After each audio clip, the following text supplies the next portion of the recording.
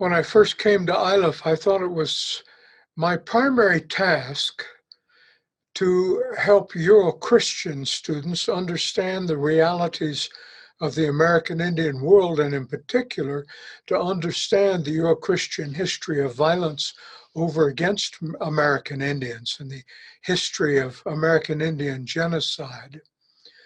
I also was deeply interested in trying to frame an American Indian theology that could make sense in the Indian world and might even speak to the Euro-Christian world. I finally decided that the world theology, though, was doing a total injustice to American Indian cultures and the particularities of our worldview. I'll give you an example of this difference in worldview. The Euro-Christian world has a worldview that is ultimately rooted in an up-down image schema.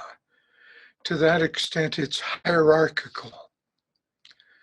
Whereas American Indians have a worldview that is what I call collateral egalitarian. That is, instead of a hierarchical world, our world is one of intense interrelationship of all of life. One thing that we're fond of saying in the Indian world is that there are no bosses in Indian communities. And there aren't until we learn, or are forced to learn, to make governmental structures like the oppressors' governments.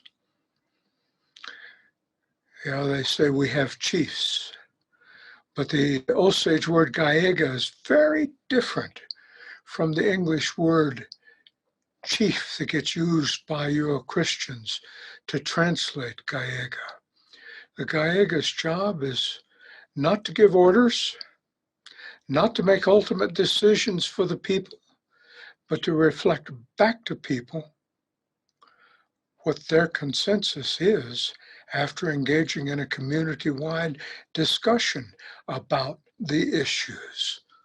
Seems to me that's very different from the role of a leader in the Euro-Christian world, especially as it has evolved in its more authoritarian manifestations in the 21st century under populist leaders like,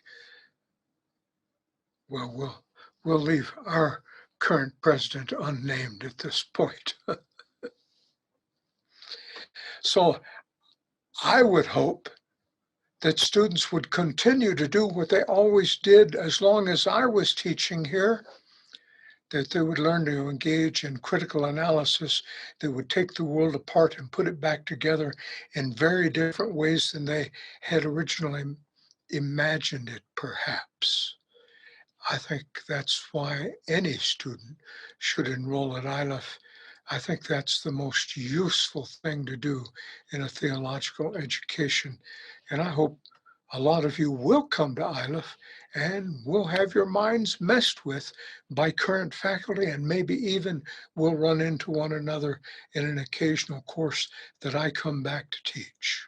Kakuna witakula.